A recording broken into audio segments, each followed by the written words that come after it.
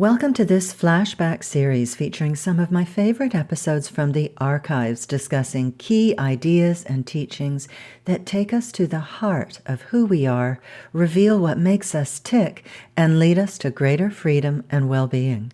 Hello, my friend. You're listening to the Sort Yourself Out podcast. This week, we're discussing how to silence your inner critic. I'm your host, Janine Hunt, natural health therapist for over 30 years, hypnotherapist, lifelong learner, and student of the Ageless Wisdom. Here on the Sort Yourself Out podcast and in my Better Than Happy Zone membership, I teach powerful top-down techniques and practices so that you can master your mind and emotions, free yourself of what's holding you back, expand your consciousness, and nourish your soul. So let's get started. Hello there. Thank you so much for joining me today for a discussion of how to silence your inner critic. So tell me, have you got voices in your head? Maybe there's someone in there telling you you're not good enough. You'll never be able to do that. Your butt looks huge in that. Who do you think you are to be blah, blah, blah, blah, blah? Sound familiar? Well, we've all got this voice in our head, unless we've done a lot of work to silence it. And this voice is full of fear, and while it may be trying to keep us safe or protect us, it drones on and on and on with its negative and disparaging whining, sapping our confidence and well-being. I call this voice my inner bitch, or the shit talker, because that's what it's about. It's a bitchy voice talking shit in my head, doing me no good whatsoever. So today we're looking at how we can free ourselves of this inner shit talker and get some relief. Firstly, we need to understand where the shit talker came from so we can be clear about shutting her up and sending her back. The upshot is this. When you were an innocent little child, you were absorbing ideas from all over the place and taking them for truth. Young kids are veritable sponges, soaking up all manner of crap that we were told by parents and teachers, by other kids, society in general, and even from stuff we saw on TV. We may have heard things like, "You're not smart enough," or "Money doesn't come easily to people like us," or "You're so clumsy," or "You haven't got what it takes," or "Put on your hat or you'll get sick," or "You can't trust anybody in this world, people are out to get you," or "You'll never be able to do that," or many, many variations on those themes saying that our looks, abilities, or intelligence are just not good enough. And no one emerges from childhood unscathed. Even well-meaning parents can instill hang-ups in us that can pollute our lives forever. And ultimately, this affects the quality of our lives and what we're capable of achieving. As little kids, we haven't developed the power to reason yet, and we're also taught to look up to our elders and to respect and obey them. And we take the things that they say to us as truth, and they then become beliefs in our subconscious minds. But here is the thing. As adults, we need to understand that the people who told us these things, well-meaning or not, are mere flawed individuals who are doing the best that they can with their own hang-ups and dodgy programming that they received as children. So unless they've done a lot of work on themselves, examining the contents of their minds and their beliefs, they are passing it all on to you. Thanks. Sometimes we're aware of what the shit talker's saying because we hear it all the time going on, babbling away. But sometimes, even more insidiously, we have programming going on that is unconscious. We may not be aware of a specific message, but this subconscious conditioning can erode our self-esteem and hinder us from going for the things we want or succeeding in life or even being happy. And either way, conscious or unconscious, we need to become aware of the self-talk that is going on, or it will sabotage us for the rest of our days. Swiss psychiatrist Carl Jung said, "Until you make the unconscious conscious, it will direct your life and you will call it fate." So, that's the first thing. We need to examine the contents of our minds and weed out the crap. Now, anytime you hear anything like that, you need to make a note of what it is and decide that you're not going to let it sabotage your well-being anymore. Now, there are two practices that are excellent for revealing the contents of your mind to you.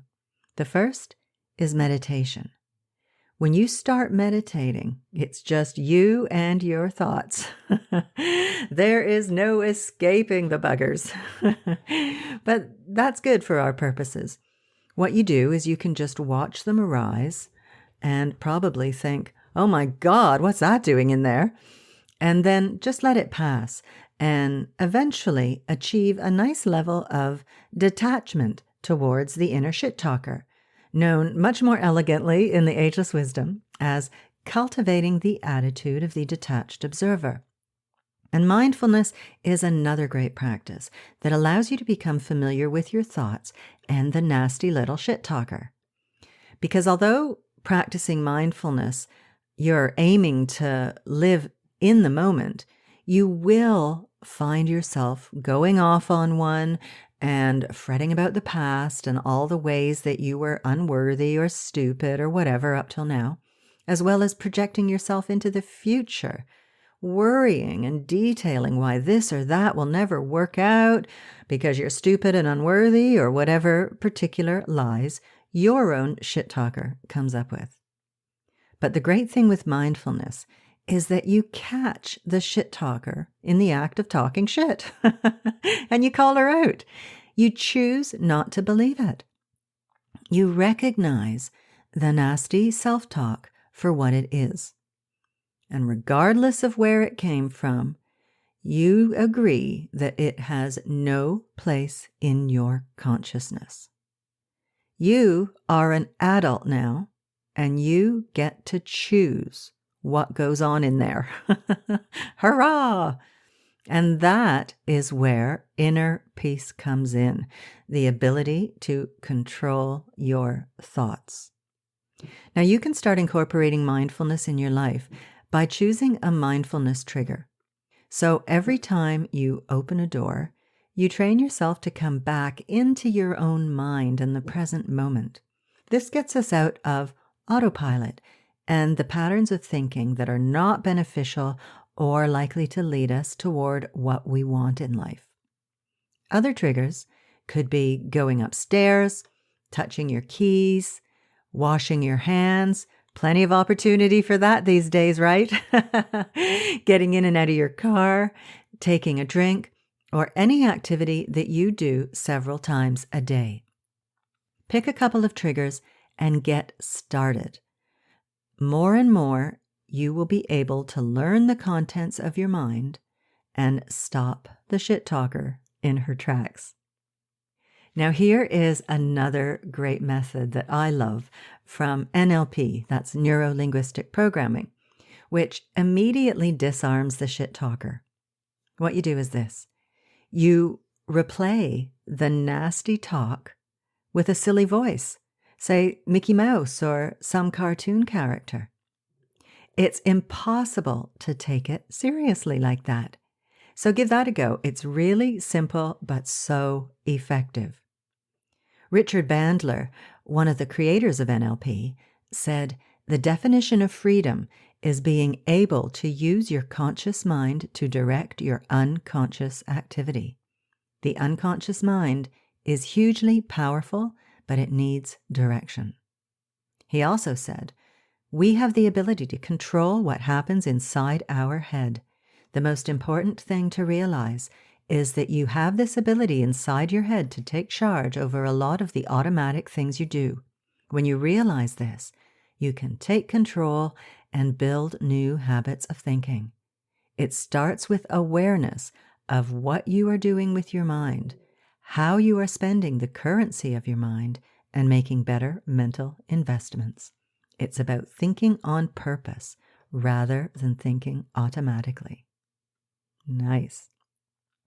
So that is what we need to do next. Once we've weeded out the shit talk, we need to replace it with positive talk that serves us and that will help us to fulfill our goals and feel good about ourselves. And for this, affirmations are great. I spent a couple of years reciting this affirmation: I love and accept myself exactly as I am. I used that when I quit drinking and I was feeling really low. I was beginning to meditate and became aware of this terrible self-talk I had going on inside my head. So that was when I really became aware of just how nasty my inner critic was. So work out some affirmations that are appropriate for you. You want to make them positive and in the present tense.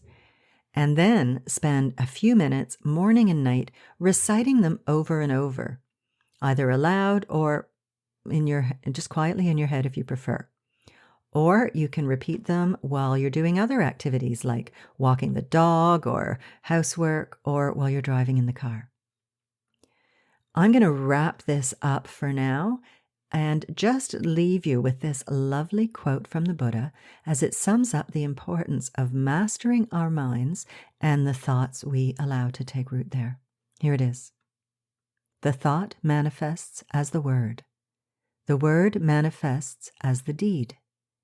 The deed develops into habit, and habit hardens into character. So watch the thought and its ways with care, and let it spring from love, born out of concern for all beings. As the shadow follows the body, as we think, so we become. Nice. Okay, my friend, I'm going to leave it there for today. I hope you found this helpful, and you've now got some tools and techniques to silence your inner critic. Now, if you want to learn how to meditate and become way more aware of your self-talk, I recommend you download my free Quick Start Guide to Doable Meditation.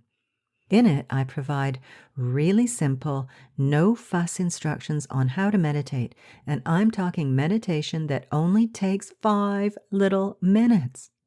It also includes tips to make sure that you can fit it into your day and move past any resistance you might feel about starting a daily meditation practice. Because believe it or not, most of us have resistance to it. But meditation is the #1 way to get a grip on your mind, okay? So I'll put a link to that in the show notes, or you can get it at theinspirationcloud.com/SYO104. And those are the digits 28. Thanks so much for listening and for sharing this podcast and for subscribing and leaving me a lovely 5-star review on iTunes. Those things really help to get the podcast out there so that it can serve more people. If you have any questions or would like me to address a certain topic, I'd love to hear from you. You can email me at info@theinspirationcloud.com. Thanks again, and I'll see you next week.